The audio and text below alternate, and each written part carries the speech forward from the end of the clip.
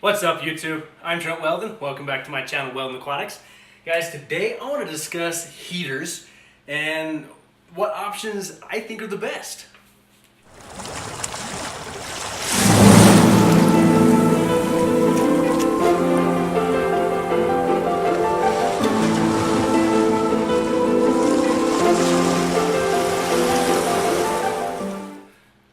So since I moved all my fish tanks down to my basement, it is definitely at a cooler temperature down here.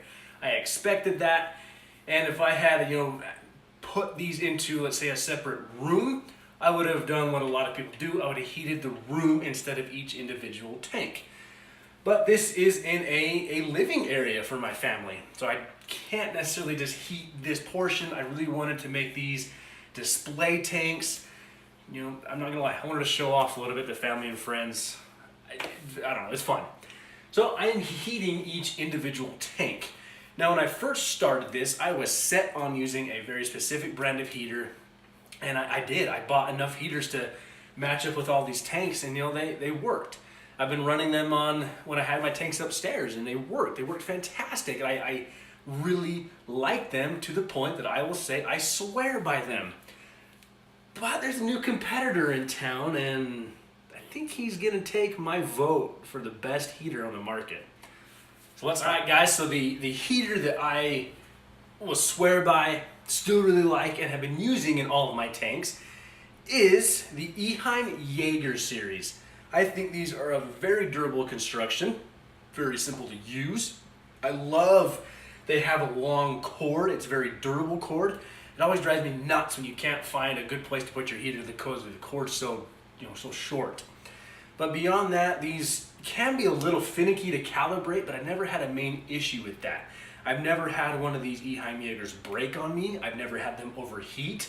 What I particularly like about the newer models that are out there too is that they have a protective system that if you start draining your tank, say for water change, forget to turn off your heater or unplug your heater, it's not going to shatter when it hits air.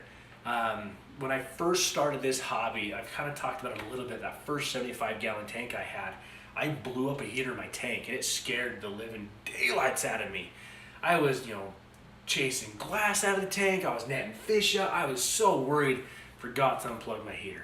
Dumb thing to do. So that's one thing I will swear by these is the Eheim Jager, they're not gonna blow up on you. I found these to be very reliable. I have had, the longest one in use has been going for about 1.5 years now, and I've never had an issue with it. It's never got stuck on, it's never not turned on, never overheated my tank. A really reliable choice, and they're not gonna break the bank.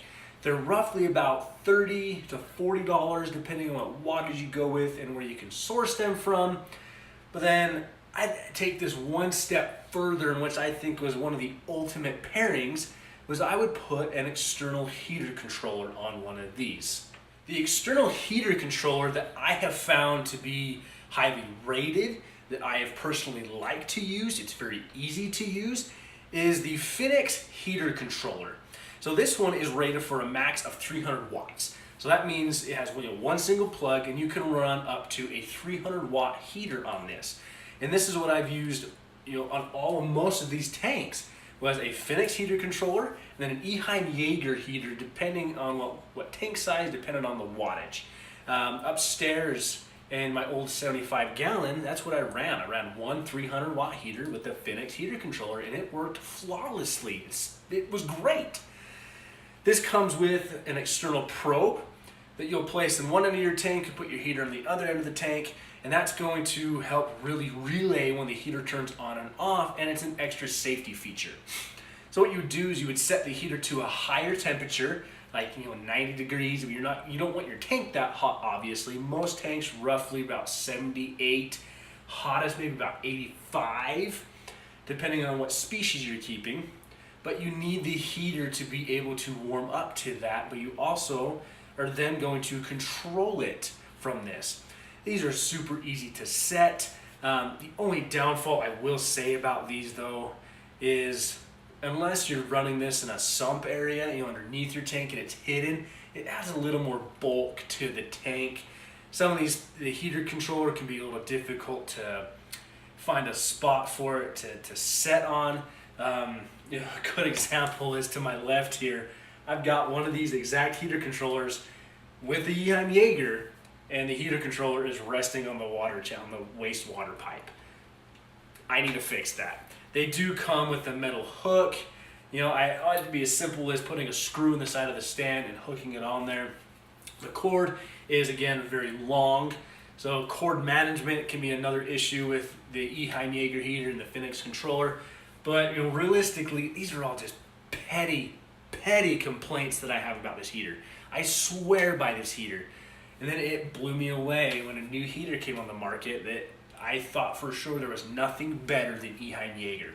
I was Eheim Jager all the way, only heater I trusted in my tanks. Then Fluval joined the game. If you know anything about Fluval, they like to be number one. Follow Aquarium Co-op. I know I'm like his number one fanboy apparently because I talk about him all the time. He's done a video on this as well. He's talked about these heaters. He's rated these heaters. Guys, I am talking about the Fluval LED heater. These things are incredible. So first off, one of the first things we're going to talk about that is missing from the Eheim Jager heater on the stock here, this comes with a heater guard. Now, the Eheim Jager, I've had fish swim right up to it. I've had pluckos eat algae off of it. Never had a burn come on them. But one up from Fluval, putting a heater guard on there. Just something, one extra safety feature. You can take this apart very simply if you want to get in here and clean out the heater. I do like the sleek look of it, I won't lie. The Eheim Jager heaters, it looks like a heater. Unfortunately, there's no real good heater, even this one, that's gonna make a tank this look amazing. It's not a fantastic piece of decor. Anyways, the black is sleek. I will say too, this comes with a system of 3 suction cups. Now you're thinking, who cares? It's a suction cup. No. 3 of them. I can't tell you how frustrating it is trying to place your heater with suction cups horizontally, vertically, and it doesn't stay. It is so frustrating. I've been running the Fluval heaters in a few of these tanks, and they stay put.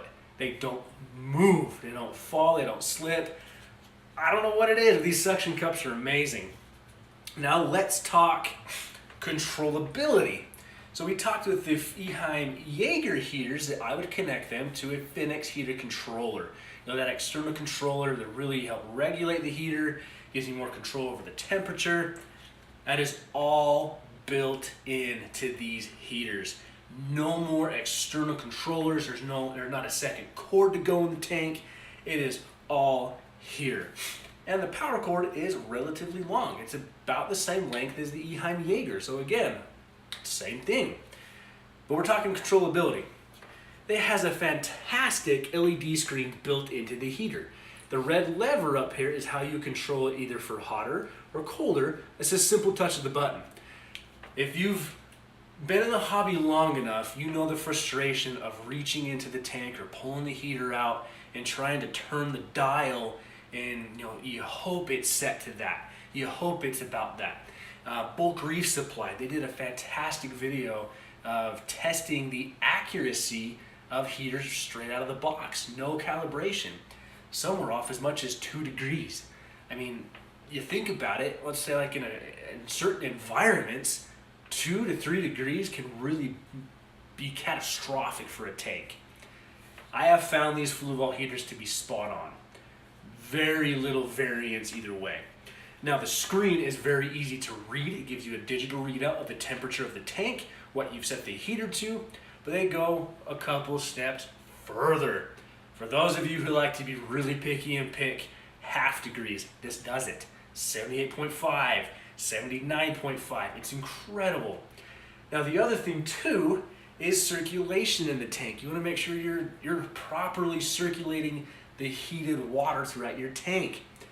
This heater tells you if you have circulation in your tank. It'll blink at you if you don't have proper flow in the tank. This heater will alert you with a flashing red light if something in your tank is causing the temperature to rise. Maybe it's the heater, but I don't think so, but let's say whatever happens, If the temperature in the tank goes above what you set it to be, it will flash red. If the temperature in the tank goes cooler than what you set it to be, it will flash blue. Fluval, in my opinion, has thought of everything on this heater. I have to say it, this is the new reigning champion of heaters in my fish nook.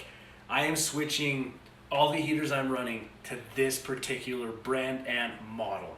Now I'm running the Fluval 200 watt in the 40 breeders. I have one more to set up and this is going in there.